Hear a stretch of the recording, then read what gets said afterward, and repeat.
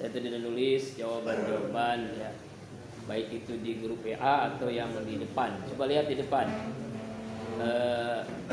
Ada beberapa masalah ketika waris sebelum Islam dan ketika awal Islam. Ya, awal Islam itu berbeda sebelum Islam dan juga berbeda nanti ketika ayat-ayat turun tentang masalah waris. Ini yang harus dicermati ya. Nah, coba lihat di papan tulis tentang pra-Islam, tadi sebelum Islam.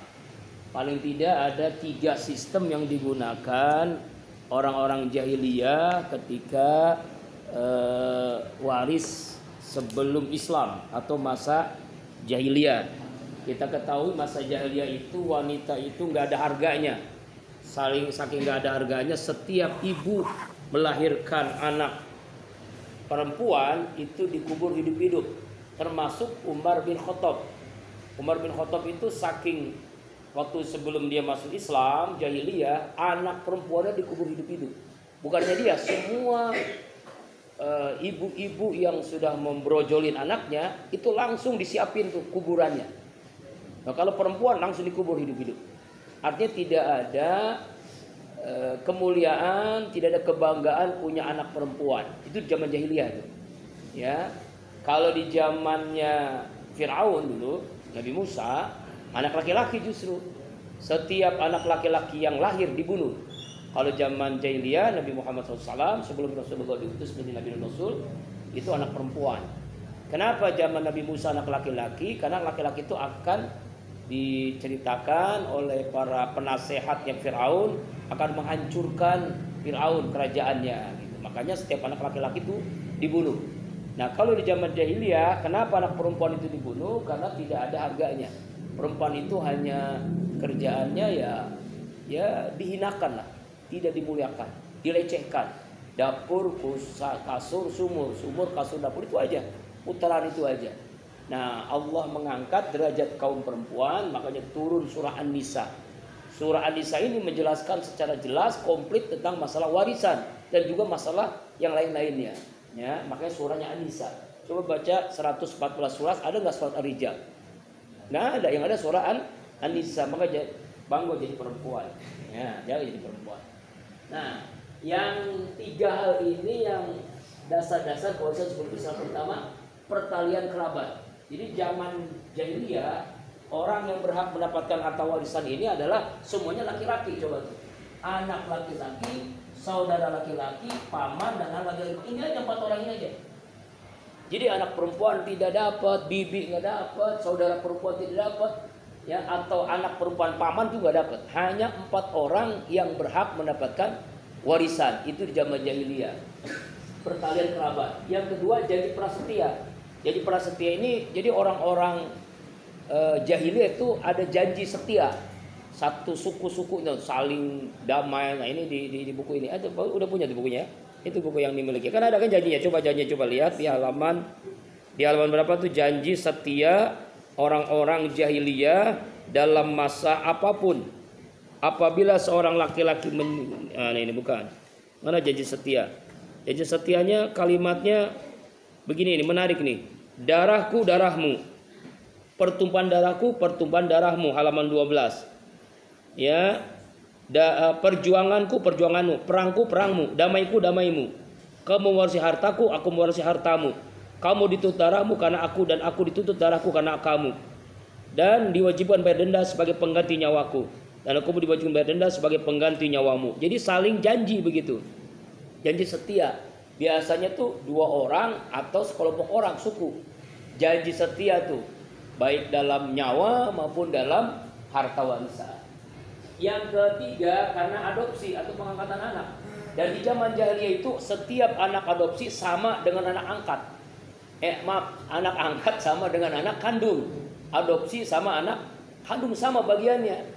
Jadi nggak bisa dibedain gitu ya. Misalnya anak laki-laki ya dapat, anak kandung, anak angkat juga adopsi dapat. Begitu. Inilah zaman jahiliyah atau pra-Islam sebelum Islam. Ya, itu. Nah, tadi ada pertanyaan tentang masalah murtad. Murtad ini artinya orang yang keluar dari Islam. Ada 3 hal, ya, 3 hal. Ada 4 yang membuat seseorang itu terhalang untuk menerima warisan. Ya, pertama, halangan karena pembunuhan. Ya, baik yang dibunuh itu orang tuanya atau orang tuanya membunuh anaknya. Laisa liqatilin minal mirasi syai'un. Tidak ada, ya, orang yang membunuh harta warisan sedikit pun, sekecil pun tidak dapat harta warisan. Pembunuh, baik yang membunuh ayahnya, ibunya, anaknya, kakeknya, adiknya, pokoknya orang yang membunuh tidak sedikit pun mendapatkan harta warisan. Baik membunuhnya dengan sengaja, dengan tes itu nanti dalam ilmu fikih jinayah, ya, fikih tentang hukuman pidana bagi pembunuhan, tentang masalah pembunuhan. Itu kan kalau pembunuhan itu hukumnya, kalau membunuh ya harus dihukum mati kan, hukum mati, harus dibunuh juga. Jadi makanya tidak berhak mendapatkan harta warisan. Yang kedua, halangan untuk menerima warisan adalah orang yang berlainan agama, baik berlainan agama dari awal atau ketika dalam perjalanan. Seorang anak yang murtad, keluar dari agama Islam, baik dia agama Kristen, Katolik, Buddha, Hindu, Konghucu atau ateis, yang penting dia pokoknya beda agama, maka la yarisul muslimul kafir walal kafirul muslimah. Muttafaqun alaih. Hadisnya sahih. Ya, tidak mendapatkan warisan muslim kepada kafir dan orang kafir kepada muslim. Ya, ayahnya kafir, anaknya tidak dapat harta warisan. Ayahnya muslim, anaknya murtad tidak dapat harta warisan, atau sebaliknya. Ya, nah kasus tadi disampaikan Amil Sobirin tentang bagaimana nih hartanya banyak nih. Nah, nanti bukan waris, ada namanya hibah, ada namanya wasiat. Tapi kalau wasiat nggak mungkin karena dia juga bukan muslim, jadi namanya hibah. Hibah itu kan nanti diputuskan oleh pengadilan. Ya, berapa harta yang diberikan kepada keluarganya. Ya, yang murtad ini ternyata kaya raya. Ya kan, dia punya harta nih. Kalau nggak dibagiin kan gimana nih? Bisa diambil dong.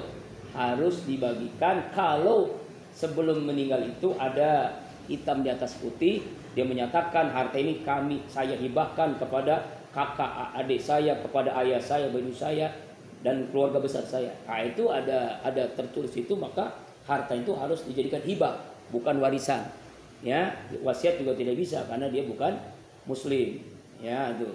Ya, pokoknya kalau bukan muslim, murtad atau kafir dari awal, la yarisu, tidak berhak memberikan warisan atau mendapatkan harta warisan. Yang ketiga, karena perbudakan. Ini zaman jahiliyah, ya, zaman jahiliyah. Ya, artinya sudah nggak ada lagi perbudakan. Perbudakan itu misalnya jual beli manusia, seperti Bilal.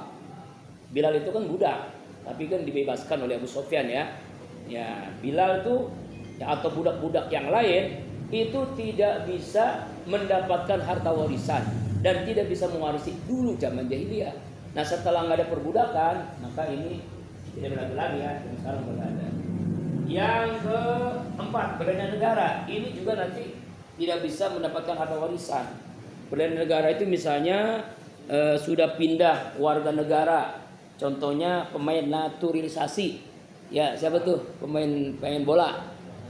Nah, pemain bola tuh dinaturalisasi. Yang dulunya orang Belanda jadi orang Indonesia, dulunya orang negara mana gitu kan. Nah, itu, tapi kalau sudah jadi warga negara Indonesia ya bisa dia.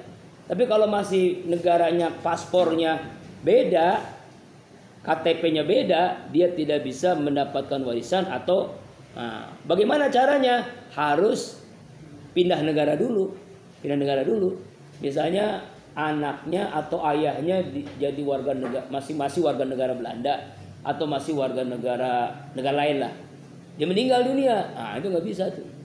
Kecuali sebelum meninggal itu dia bersumpah jadi warga negara Indonesia karena seluruh keluarganya ada di Indonesia. Itu baru boleh. Kira-kira begitulah. Nanti lebih lengkapnya makalah-makalah berikutnya tentang halangan-halangan untuk menerima atau mendapatkan harta warisan. Kemudian pembagian waris 1 berbanding 1. Nah, bagaimana ini? Maksudnya apa ini tadi ya? Kapan nggak disamakan? Begini, ini ada hikmatut tasri. Tadi saya sudah jelasin di grup WA juga dibilang gini. Jadi dulu malah di zaman pra-Islam perempuan sama sekali tidak mendapatkan harta warisan. Wanita dilecehkan, wanita dipinggirkan, tidak mendapatkan secuil pun harta warisan. Allah angkat derajat wanita mendapatkan harta warisan, tetapi mendapatkannya separuh dari laki-laki. Ya, sekarang kan wanita sudah jadi wanita karir, bisa menghasilkan uang, bahkan bisa jadi penghasilan istri lebih banyak daripada penghasilan suami. Nah ini kan gak adil nih, masa laki-laki dapat 2, perempuan dapat 1, begini. Ini justru di sini letak keadilan. Keadilan itu ya nggak harus sama. Contoh misalnya nanti kamu punya anak nih, atau yang sudah keluarga punya anak. Anak yang 1 sekolahnya udah kuliah di kampus, anak yang kedua baru SD. Kira-kira jajannya, uang harian bulannya sama nggak? Beda. Kenapa beda? Karena beda kebutuhannya. Itulah adil. Kalau sama dapat 50.000 anak SMA, anak yang kuliah, anak SD dapat 50.000, itu nggak adil justru. Karena kebutuhannya beda. Nah begitu pula laki-laki dengan perempuan. Itu di antara hikmahnya. Tapi di balik itu semua, setiap apa yang Allah sampaikan asari sebagai penentu hukum dari Al-Quran dan hadis, bahkan ayat-ayat tentang waris ini sangat jelas, sangat qat'i, yang tidak bisa diganggu gugat lagi, tidak bisa direkayasa. Sama dengan begini, ketika kamu belajar namanya ulumul Quran, ilmu Al-Quran, tafsir. Ketika kita baca tafsir itu ada surat-surat yang diawali dengan huruf hijaiyah, alif lam mim nun ain kaf ha ain shad gitu kan ya, alif lam ra qaf. Itu kok Yasin ulama-ulama dahulu nggak berani menerjemahkannya, nggak berani menafsirkannya. Ya, paling banter menafsirkan apa? Wallahu a'lam bi muradi, wallahu a'lam bisawab. Hanya Allah yang tahu maksud tujuannya. Kenapa ada huruf-huruf yang gak usah diterjemahkan, gak ditafsirkan?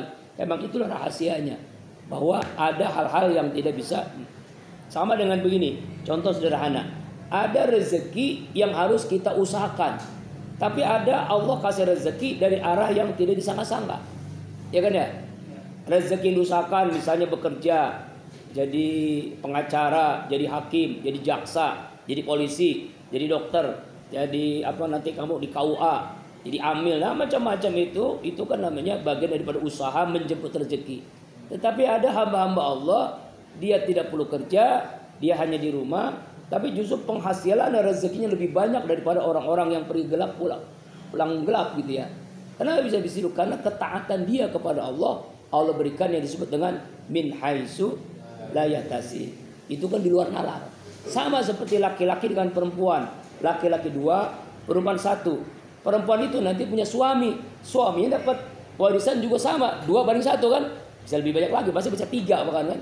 Dia dapat 1 bagian, suaminya dapat 2, berarti kan dapat 3. Ya. Nah begitu juga laki-laki, dia punya anak, bertanggung jawab, dia punya istri, bertanggung jawab. Kenapa dia lebih banyak? Karena tanggung jawabnya lebih berat dibandingkan memberikan nafkah, ya kan ya, dan itu dan seterusnya. Justru disitulah keadilan Allah. Ya, yang kedua, yang ketiga waris Islam ikut ajaran siapa? Ikut ajaran ya turun temurun nenek moyangnya, kakek-kakeknya, tapi bukan ajaran Islam sekali lagi. Jadi ajaran Nabi Ibrahim itu kan ke Nabi Musa jauh kan? Ajaran Nabi Musa ke Nabi Isa jauh, apalagi Nabi Isa ke Nabi kita Muhammad sallallahu alaihi wasallam itu zaman fatrah, tidak ada nabi, tetapi ada yang mengikuti ahlul kitab, itu agama Nasrani, agama Yahudi, Yahudi dan Nasrani. Tapi umumnya di Jazirah Arab jahiliyah itu tidak mengikuti itu. Umumnya dia menyembah patung berhala. Kenapa? Karena bapaknya menyembah patung berhala, kakeknya menyembah patung berhala. Walaupun Rasulullah kakeknya tidak pernah menyembah patung. Orang tuanya tidak pernah menyembah berhala. Ya, itulah ajaran-ajaran itu dari temurun-temurun. Jadi nggak tahu dari mana. Ya mungkin dari kakek-kakeknya seperti yang dilakukan ini kan. Pertalian kerabat, janji setia dan adopsi. Nah, ini jadi tidak mengikuti ajaran siapapun. Ya, intinya begini. Ajaran yang tidak mengikuti ajaran agama samawi pasti itu apa? Pasti melewati hawa nafsu. Atau juga karena apa? Karena tipu daya setan, karena setan menggodanya. Jadi teman setan. Ya, akhirnya ya asal-asalan, yang penting itu semaunya, dan itu dari kakeknya begitu, dari orang tua begitu, terus dari temurun-temurun begitu. Ya jangankan di jahiliyah di tanah Arab, di Indonesia dulu sebelum Hindu Buddha kan belum ada agama kan, dan sebagainya begitu ya. Itu berpengaruh, akidah itu mempengaruhi kepada hukum. Ya, iman mempengaruhi kepada hukum.